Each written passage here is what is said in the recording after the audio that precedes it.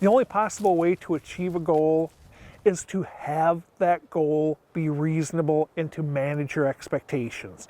You're watching Deer and Deer Hunting TV. This is where it all begins.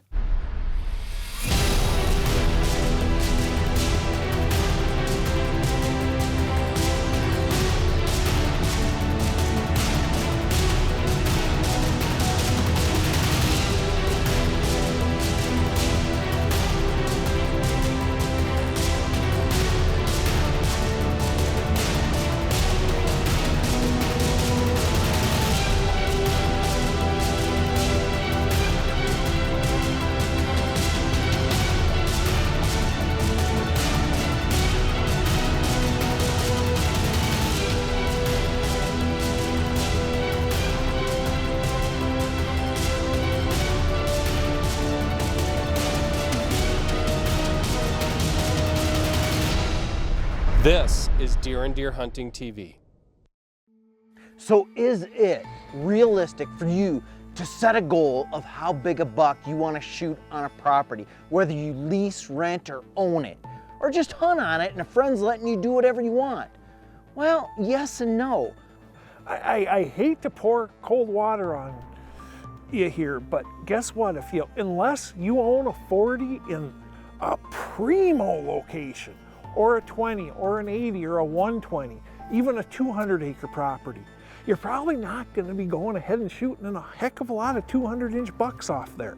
What you really have to do is you have to set reasonable goals. The first thing you need to do is find out its historical background.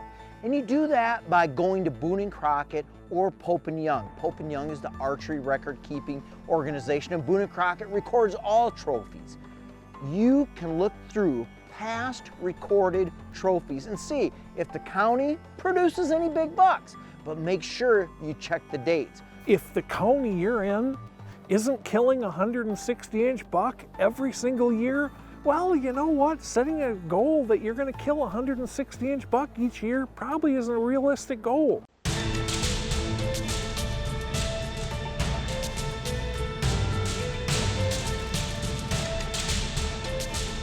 There are 4 main elements that come into play if you want to manage for trophy or mature bucks.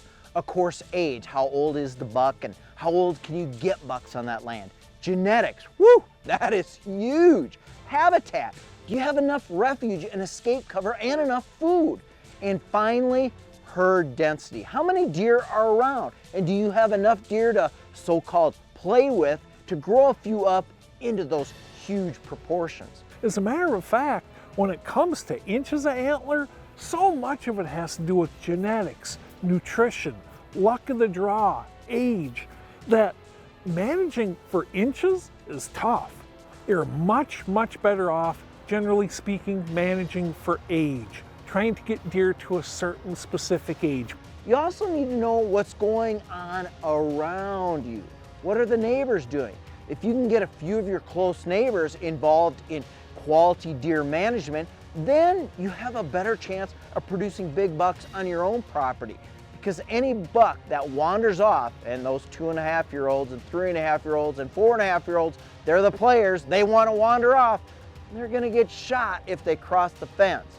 But if everyone has the same game plan, then those 4 elements, they can come into play and you can start producing mature bucks. Not necessarily Boone and Crockett bucks, but older bucks, and a few of them might hit the goals you set for your land. So you've got the age, genetics, habitat, and density issues addressed. Now, how many does do you want in the herd? There's a ton of misinformation out there these days about what healthy sex ratios is. For one thing, there's nothing normal or healthy about a 1-to-1 buck-to-doe ratio. It does not exist naturally in nature. Nature is much harder on the males than it is on the females. You know, buck fights are very, very hard on bucks.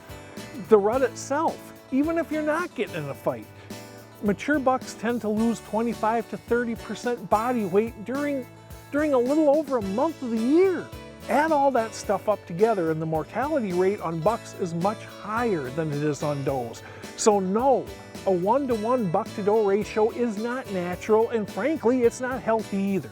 The reason it's not healthy is because the tighter you get those buck-to-doe ratios, the harder those bucks are competing for those does. What's a far healthier buck-to-doe ratio is 1.5 to 2.5 does for every buck. That way the competition is not as ferocious. So instead of going for that big score, just try to go for a big buck. Grow an old buck, and you'll be happy with the result, because every so often, one of those older deer, he's gonna have that big scoring rack you love. When we come back, Oh, and there comes the doe right there, and we got a doe tag. Let's go.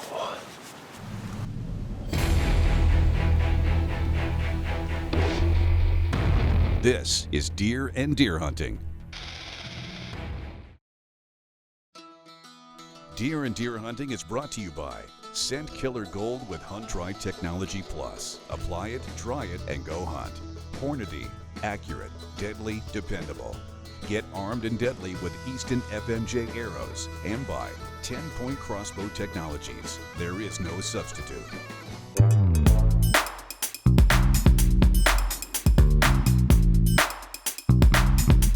This week we're talking about deer management, and more importantly, about managing your expectations when it comes to growing those deer. Steve Bartilla knows a thing or two about this subject. One of the biggest mistakes that hunters/managers make is in their expectations. Generally speaking, you're better off managing for age than you are for inches, because inches, so much of it's a crapshoot. Age, well, this 2.5-year-old buck, if he gets another year on him, he will be a 3.5-year-old next year. Versus this 120-inch buck, if I give him another year, well, he could be 110 inches next year. To help demonstrate this point, we caught up with Steve during the shotgun season in Illinois. He's hunting one of the properties he manages, and he's looking for a management buck, which is to say, one that lacks superior genetics and has no real trophy potential.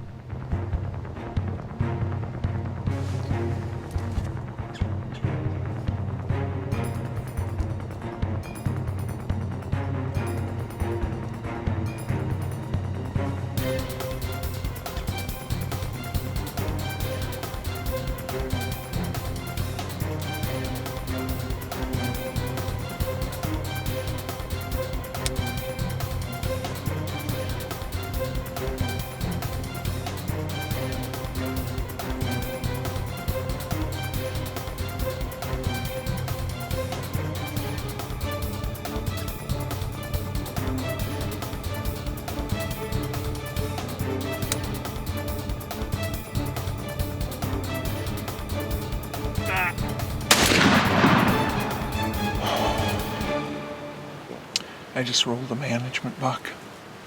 He's laying right over there. I'll tell you what, this has been a blast. That's the third buck I've seen. Frankly, one of them I wanted to kill. I followed him in. If I'd had my gun loaded and wasn't carrying all this stuff, I think I would have killed him on the walk in.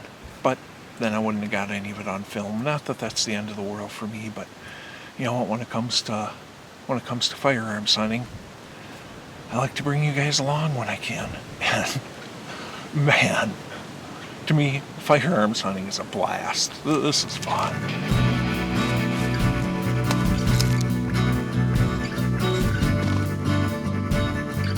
This right here is the picture perfect management buck.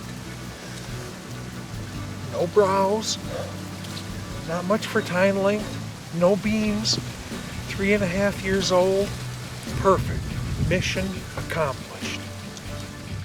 What you really have to do is you have to set reasonable goals. I set goals high. I set them high as I reasonably believe that I can achieve them. In order to figure out what you can actually produce on your 40, your 80, your 120, your 240, take a stock of what's going on in the area. Right there is the picture perfect management buck. And I know this is going to sound ridiculous.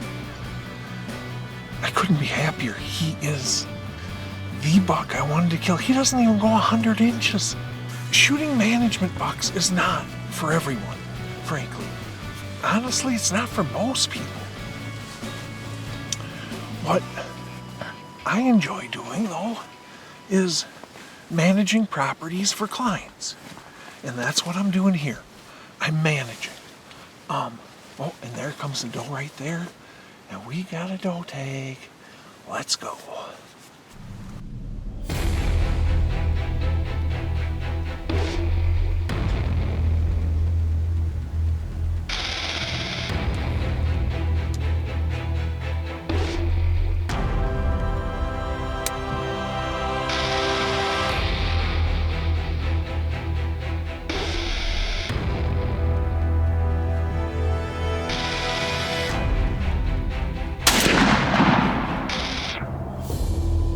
Now we're done for the night. Got that one doe laying there. The other one just off in the food plot. Whew. I'm telling you, shotgun hunting, oh man, this is never fun. Freezer's full, gonna donate another one. It's time to start getting ready to tag some deer and get the heck out of here, load them up. Thanks for coming along with me. When Steve comes back, he hides out in the corn. Blending it in with the corn. It's almost not even fair. When Deer and Deer Hunting returns. This segment of Deer and Deer Hunting is brought to you by Mathews. We're back in Illinois following Steve Bartilla on one of his management hunts. This time his focus is on a cut cornfield. Where it's legal, driving down corn and then putting up a ground blind on the edge of it and blending it in with the corn. It's almost not even fair. Steve is here to thin a few does out to balance the buck to doe ratio on this property. Given this setup, it shouldn't prove too difficult.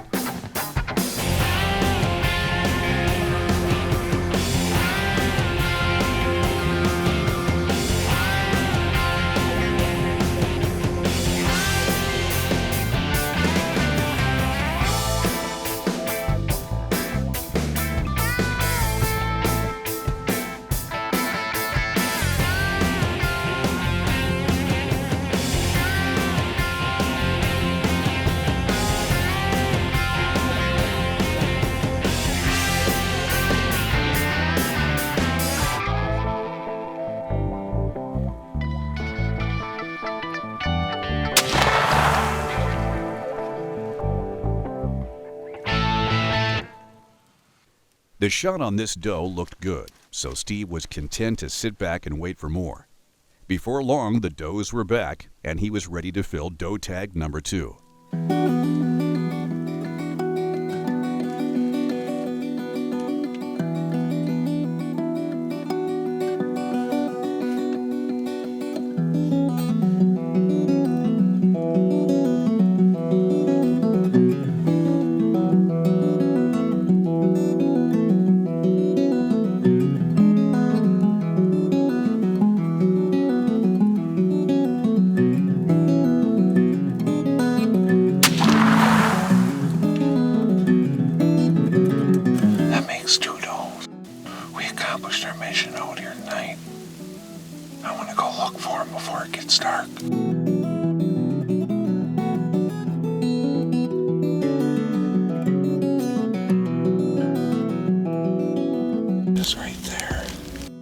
After tagging this first doe, Steve was on his way to find the second. We're back up on the field. I'm glad we went after that one right away, because that would have been a tough track job in the dark. This other one, I don't think it's going to be quite so tough. Here's where she's going. Right here. There. Oh, there she is.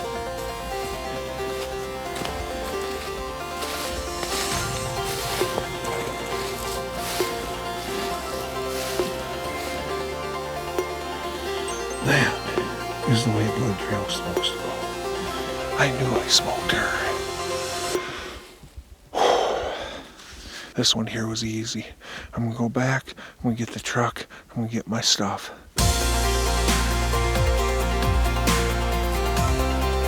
If you only control a normal size property, what I would suggest in those situations is just go out there and have fun, shoot what makes you happy.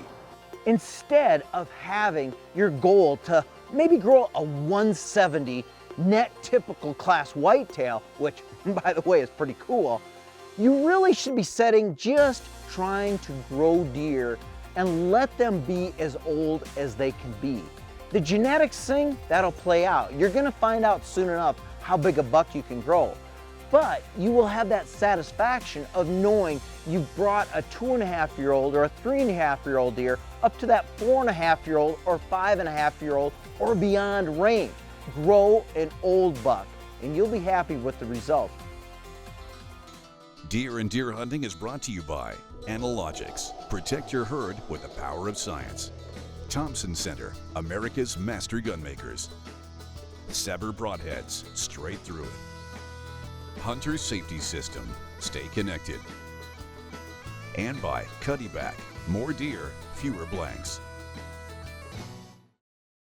This segment of Deer and Deer Hunting is brought to you by Redneck Blinds.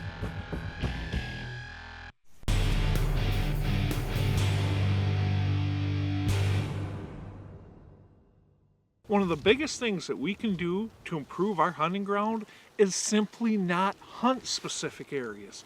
What I'm talking about is setting aside the majority of our deer cover as sanctuary. This goes against absolutely everything we think we know as hunters. I mean, man, growing up, it is just pounded in your head. You gotta get deeper, you gotta get deeper, you gotta go deeper and further into the woods. And every single time we do that, we are leaving telltale signs behind that we're out there hunting them. Every single time we're going out in the woods, we're leaving odors, we're spooking deer, we're kicking them up. What we're doing is we are training them to be more nocturnal. We're doing this type of stuff during the daylight, so they need to shift their activity more to nighttime. Deer truly are not nocturnal animals, but by trashing their deer woods, what we end up doing is we end up training them to be more nocturnal. One of the biggest mistakes we make as hunters is hunting too darn much of our ground. When you can go ahead and produce food like this, and you leave that deer cover alone, what ends up happening is the does and fawns end up coming out during legal shooting light. Mr. Big is back there in the timber. He's watching them. They're safe, they're safe. All right, I'll still wait till after dark. And then they'll do it again and again and again until all of a sudden they decide, you know what? I can step out and I can get me some food, and you happen to be sitting there waiting for them. We train them on our ground. You can move during daylight hours because we are not disturbing the woods. We are placing such high importance on low impact. As those deer feel pressure, where do they go? They go to those areas that they feel safe. When you got the food, when you got the deer cover, when you got that feeling of safety, more often than not, that becomes your ground.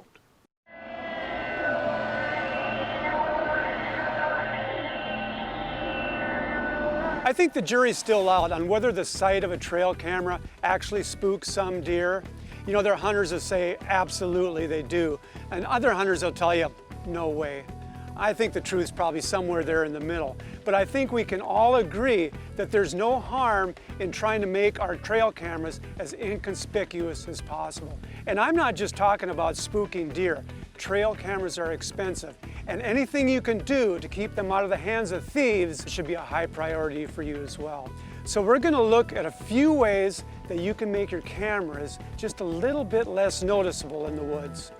You know, larger trail cameras like this one, they have a large profile and they tend to really stick out, especially if you're out in the open like this, if you've got a bait site here or a trail going by. This is how a lot of people set them up. Now this is going to be a lot less detectable than this larger model. And as you can see, sometimes camel doesn't always blend in with the environment it's in. That's why with this Cuddeback and with other models, sometimes brown, something that simulates the tree bark, is going to be a lot less noticeable. But another thing I'm going to do in a situation like this, I'm going to back off into the woods, maybe 10 yards, try to find another tree back here where I can still cover the area, but my camera isn't sticking out there in plain sight. That way anybody who's just walking by or a deer is walking by, he's less apt to pick up on that trail camera. Okay, another thing you can do to make your camera less conspicuous, and again, to break up that outline, because that's what the eye catches, is to use branches or natural vegetation to help it blend in just a little bit better. Maybe use a little bit of tree bark here and there. Just another nice way to break up that outline. Another great way to get your camera out of view is to get it up off the ground, maybe 6, 7, 8 feet. That way, any deer that are passing by, any trespassers that are passing by are very unlikely to see it. And now I've got that trail covered, but my camera's back in the woods and it's up about 7 feet. Having trouble with camera thieves? Try deploying a decoy camera. Simply take an old broken down camera and place it in an obvious sight. Then place a concealed working camera high up in the tree to gather images of the perpetrator. This intel can then be shared with your local conservation officer. So anything you can do to keep deer and thieves from detecting your trail cameras is time well spent. With just a little bit of effort, you can keep deer from seeing your cameras and thieves from walking away with them.